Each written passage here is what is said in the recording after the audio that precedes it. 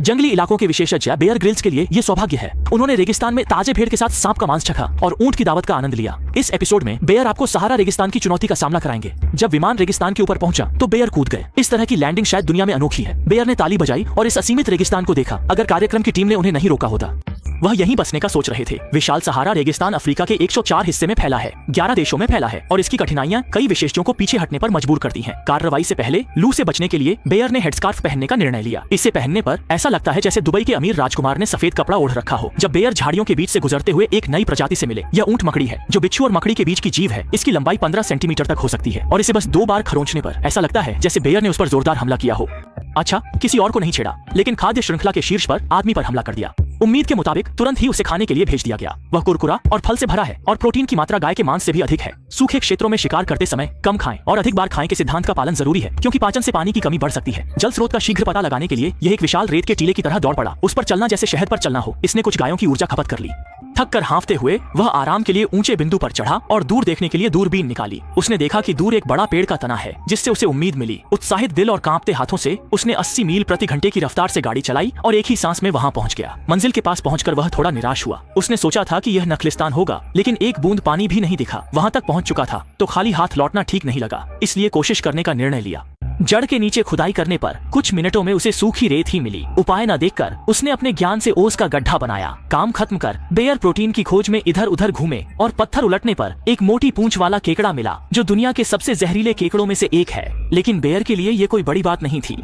लकड़ी कसकर पकड़कर पूंछ और सिर हटा दिया और सीधे मुंह में डालकर चबाया। कुरकुरा और स्वादिष्ट, मांस कोमल और रसदार, प्रोटीन की मात्रा का कोई जवाब नहीं। वह इस भोजन से संतुष्ट नहीं था। उसने खजूर के पेड़ पर फल की ओर देखा। अकेले कैमरा लेकर काम शुरू किया। खुरदरी छाल ने उसे जल्दी पेड़ के शीर्ष तक चढ़ने में मदद की। खजूर के फल में शर्करा और विटामिन भरपूर होते हैं, जो रेगिस्तान में जीवित रहने वालों के लिए वरदान है। जैसे जैसे शाम ढलने लगी, कुछ खजूर के पेड़ों की मुलायम पत्तियां इकट्ठा करें। रेगिस्तान में दिन रात का तापमान बहुत अलग होता है। बेयर ने सूखी सामग्री देखी और लकड़ी रगड़कर आग जलाने की तैयारी की। उसने लकड़ी की छड़ी को चिकना किया, नीचे की लकड़ी के बोर्ड पर निशाना साधा और काम शुरू किया। उन्मत्त रगड़ाई के कुछ ही बार में चिंगारी उत्पन्न हुई। फिर उसे आग के ढेर में स्थानांतरित किया और धीरे से फूंक मारकर बुझा दिया। बेयर ने बिना झिझक लाइटर निकाल लिया।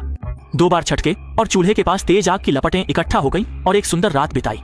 बेये ने कल के ओस के गड्ढे की तरफ देखा और सच में पत्थरों पर ओस थी। हालांकि ज्यादा नहीं थी, लेकिन प्यास बुझाने के लिए काफी थी। निकलने से पहले बेये ने अपनी आंखों के आसपास चारकोल लगाया और खुद को पांडा जैसा मेकअप किया, जिससे वह अच्छे दिख रहे थे और यह चमक को कम करता है और आंखों की सुरक्षा करता है। ये सब करने के बाद वह आगे बढ़ गए। हालांकि रेगिस्तान में मिलने वाला हर भोजन उपयोगी हो सकता है, लेकिन ऐसे रेगिस्तानी खरबूजे नहीं खाए जा सकते। वे देखने में तरबूज जैसे लगते हैं, लेकिन बहुत कड़वे होते हैं और अगर इन्हें खा लिया जाए वह तो जान से हाथ धो बैठेंगे। लेकिन इसका रस एंटीबैक्टीरियल और सूजन रोधी गुण रखता है और स्थानीय लोग इसे बवासीर के इलाज में इस्तेमाल करते हैं। हालांकि रेगिस्तान की लौकी नहीं खाई जा सकती, लेकिन बेयर ग्रिल्स को पता है कि कहां से खाना ढूंढना है। उन्होंने एक छोटी छिपकली जैसी शार्क पकड़ ली। इस जानवर की खास बात यह है कि यह अपने आगे और पीछे के पैरों से रेत के नीचे तैरता है। बेयर ने चाकू निकाला और उसका सिर काटा, फिर चखना शुरू किया। आंत और मांस मिल गए, जैसे कोई मिश्रित व्यंजन खा रहे हों। लेकिन ये सभी कीमती प्रोटीन है। बेये ने मुश्किल से एक घूंट निगला, कुछ ऊर्जा पाई और फिर आगे बढ़े। तभी एक विशाल किंग कोबरा सामने आ गया। यह देखकर बेये सावधानी से आगे बढ़े। करीब से देखने पर किंग कोबरा अपनी प्रभुता दिखा रहा था और जैसे जैसे बेये करीब आए, सांप और संवेदनशील हो गया। इस समय बेये ने पानी की बोतल निकालकर उसे उकसाना शुरू किया। उन्हें डर था कि यह किंग कोबरा हमला कर सकता है। यहाँ तक कि जब बेये ने सांप के सामने अपनी पानी की बोतल फेंकी तो भी उन्होंने प्रतीकात्मक रूप से एक घूंट लिया। इस बड़े सांप को देखकर बेयर ग्रिल्स ने उसे नजरअंदाज किया और आगे बढ़े। जल्दी ही दोपहर हो गई और पानी की कमी के कारण रेगिस्तान की गर्मी में चलते हुए उनका गला सूखने लगा। सौभाग्य से उन्हें एक अरबिक गोंद का पेड़ मिला और उन्होंने उसकी शाखा से गोंद तोड़ लिया। ये रेगिस्तान का प्राकृतिक च्यूइंग गम है और बेयर को इसे चबाना था, जिससे लार का स्राव बढ़े और उनका मुंह इतना सूखा न लगे। साथ ही इस पेड़ की उपस्थिति का मतलब था कि वे अपने गंतव्य के करीब थे।